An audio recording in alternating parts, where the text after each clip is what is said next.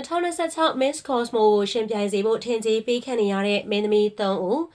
ပရိသတ်များရှင် Miss ပြိုင်ပွဲတွေကအခုဆိုရင်တော့မြန်မာကိုကဘာကသတိထားမိလာအောင်လှုံ့ဆော်လာနိုင်ခဲ့ပြီဖြစ်ပါတယ်။2020နောက်ပိုင်းကစပြီးတော့မြန်မာ Miss တွေကခေသူတွေမဟုတ်ကြပဲအဘက်ဘက်ကတော်လာတာကိုတွေ့ရတာဖြစ်ပါတယ်။ဒီနှစ်ကုန်ပိုင်း2026မှာတော့ Miss တွေရှင်ပြိုင်ဖို့ရာသီရောက်လာခဲ့တာမို့2026 Miss Cosmo နဲ့ Miss Universe ကိုရှင်ပြိုင်စေချင်ကြတဲ့အမှုပညာရှင်တွေထွက်ပေါ်လာခဲ့ပါတယ်။သူတို့ကပရိသတ်တွေ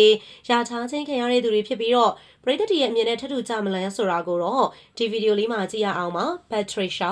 တရုတ်ဆောင်မင်းသမီး Patricia ကတော့ရုပ်ရှင်တဲ့ဗီဒီယိုဇာတ်ကားတော်တော်များများမှာတရုတ်ဆောင်ရင်းနဲ့ပရိသတ်တွေရဲ့ချစ်ခင်အားပေးမှုကိုသိမ်းပိုက်ရရှိထားတာပဲဖြစ်ပါတယ်ပြည်သူချစ်အမှုပညာရှင်တယောက်ဖြစ်တဲ့သူမကတော့အောင်မြင်တဲ့အမှုပညာရှင်တယောက်အဖြစ်ရည်တည်ထားနိုင်ခဲ့ပါတယ်သူမကတော့ဗီဒီယိုဇာတ်ကားတွေအပြင်ရုပ်ရှင်ဇာတ်ကားကြီးတွေကိုလည်းရိုက်ကူးနေတာဖြစ်ပါတယ်။သူမကတော့အားလုံးသိတဲ့အတိုင်း Miss တယောက်လည်းဖြစ်သလိုအခုဆိုရင် strong ဖြစ်တဲ့ type ဘက်ကိုပိုရောက်တဲ့အထိ train ထားတာဖြစ်ပါတယ်။ Patricia အနေနဲ့ Miss ပွဲတွေကို comeback ပြန်လာစေခိုင်းဖို့မျှော်နေပေမဲ့ကြော်ညာရီနဲ့သူမရဲ့ personal အလုပ်တွေကြောင့်အချိန်မပေးနိုင်နေတာဖြစ်ပါတယ်။သူမကိုလည်း2026 Miss Cosmo နဲ့ Miss Universe မှာ comeback လာနိုင်တယ်လို့ထင်ကြေးပေးနေကြတာဖြစ်ပါတယ်။ Patricia အနေနဲ့လည်းအရင်လိုမျိုးပုံစံမဟုတ်တော့ဘဲ international ဘက်ကူးလာတဲ့ type မျိုးရအောင်လှုပ်ထားတာမို့ Miss Comeback မှာတွေ့စေချင်နေပြီဖြစ်တယ်။ Makeup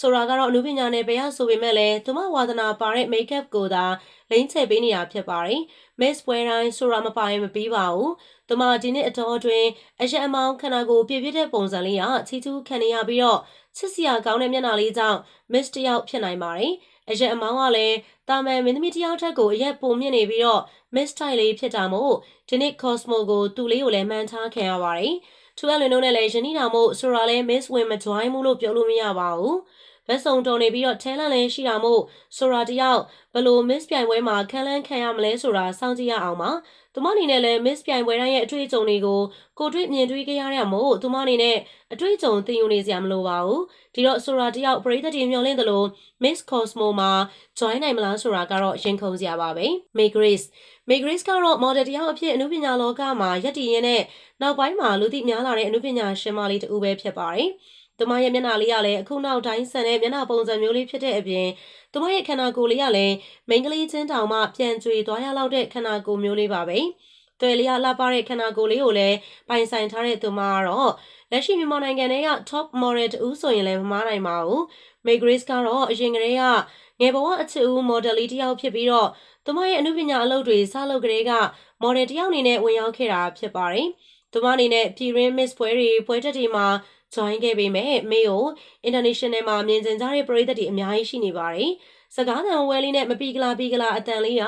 May Grace ရဲ့ဆွဲဆောင်မှုဖြစ်နေပြီးတော့သူမကိုလည်း Miss Cosmo နဲ့ Miss Universe မှာ join လာနိုင်တယ်လို့ထင်ကြေးပေးခံနေရတာဖြစ်ပါတယ်။ May Grace က model တရုပ်ဆောင်တူဖြစ်ပြီးတော့အခုနှစ်ပိုင်းဇလန်တွဲတွေတိုင်းမှာနာမည်တစ်ခုရလာတဲ့အထီကိုအောင်မြင်နေကြရလဲဖြစ်ပါတယ်။ May Grace ကလည်းသူမရဲ့ type က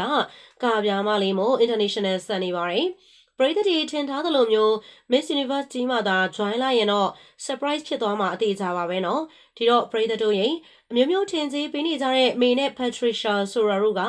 နယ်ပယ်ကိုစီမှာအောင်မြင်နေကြတဲ့အမျိုးသမီးလေးတွေဖြစ်တာမို့တကယ်သာ join ဖြစ်ခဲ့ရင်မြန်မာမှာဘောင်ဝင်တန်းဝင် model လေးတွေရှိရဲဆိုတာကိုကဘာကိုချပြနိုင်မှာဖြစ်ပါတယ်။အဆုံးထိကြည့်ရှုပေးတဲ့အတွက်အားလုံးကျေးဇူးတင်ပါတယ်ရှင်။